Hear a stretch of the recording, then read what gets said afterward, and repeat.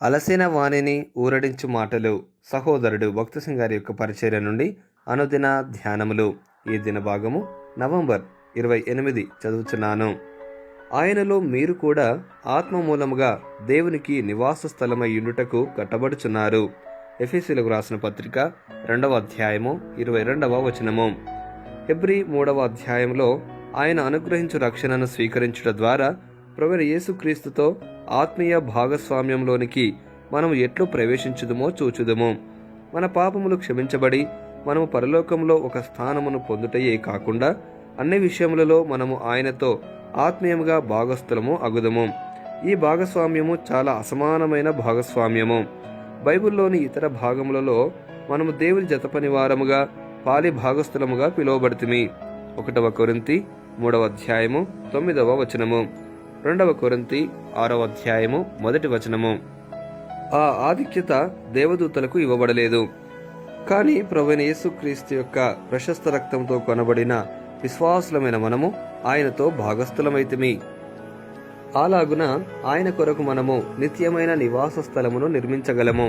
ఇదొక గొప్ప మర్మము. దేవుడు ఎంత గొప్పవాడనగా ఆకాశ మహాకాశములు ఆయనను పట్టనేరవు. అయినను మానవులమైన మనలను ఆయన కొరకు ఒక మందిరమును లేక నివాస స్థలమును నిర్మించమని కోరుచున్నాడు. ఆ ఉద్దేశంతోనే ఆయన తన ప్రజలను ఐగుప్తు నుండి తీసుకొని వచ్చెను. వారి కొరకు ఆయన ఎన్నో అద్భుతములను చేసెను. కానీ దానిని బట్టి ఆయన వారి మధ్య నివసించుటలేదు. ఆయన శక్తిమంతుడైన దేవుడు. ఆయన నిర్గమకాండం 25వ అధ్యాయం 8వ వచనంలో ఇట్లు చెప్పెను, నేను వారిలో నివసించినట్లు వారు నాకు పరిశుద్ధ స్థలమును నిర్మింపవలెను. పరిశుద్ధాత్మ దేవుని ఇంటికి పరిశుద్ధ స్థలమని, నివాస స్థలమని, దేవుని మందిరమని, ఆత్మీయ గృహమని వివిధ పేర్లను ఇచ్చెను. మర్మమేమనగా అటువంటి నిత్య నివాస స్థలం కొరకు దేవునికి నీవు నేను అవసరము.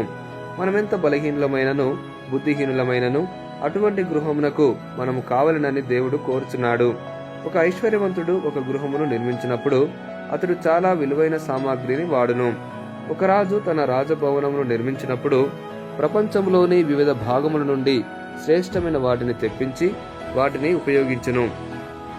అయితే ప్రభువైన యేసుక్రీస్తు అపవిత్రమైన మురికి, పేలిక, వాడిపోయిన ఆకును దేవుని గృహ నిర్మాణములకు ఏర్పరచుకొనెను.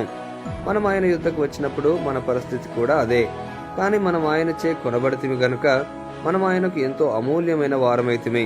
మర్మమేమనగా మనలో ప్రతి ఒక్కరము ఎంత బలహీనులమో బుద్ధిహీనులమైనను ఆయన నిత్య నివాస స్థలములో ఒక భాగముగా కాగలము. దేవుడు ప్రేమయే ఉన్నాడు. ఆయన నివాస స్థలములో ఆయన తన ప్రేమను కుమ్మరించెను. ఏలాగున ప్రేమగల తండ్రి తన పిల్లలపై తన ప్రేమను కుమ్మరించవలనని కోరునో అలాగే మన హృదయములలో కూడా దేవుడు తన ప్రేమను కుమ్మరించవలనని కోరుచున్నాడు. ఒక సేవకుడు ఎంతో నమ్మకస్తుడు, మంచివాడై ఉండవచ్చును. కానీ భార్య పిల్లలపై చూపించబడు ప్రేమ ఆ సేవకునిపై చూపించబడదు. కాబట్టి ప్రభువైన యేసుక్రీస్తుచే కొనబడిన వారికే దేవుని ప్రేమ ఉండును.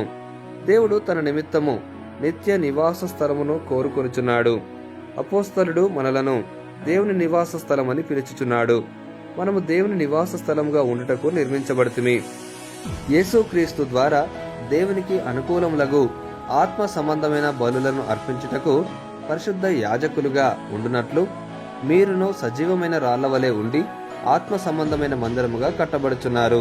1 పేతురు 2వ అధ్యాయము 5వ వచనము. ముగింపు మాటలు. నేటి దినవాక్యం ద్వారా ప్రభు మనలను ఆత్మీయంగా నడిపించి సహాయపడి సమృద్ధిగా ఆశీర్వదించును గాక. ఆమెన్. దైవజనుడు భక్త సింగ్ గారి యొక్క వర్తమానములు, అందులో దైవ మర్మములు, అలసిన వాణిని ఊరడించు మాటలు పుస్తకములు మీ కొరకై ఈ ఛానల్లో అందుబాటులో ఉంచాము.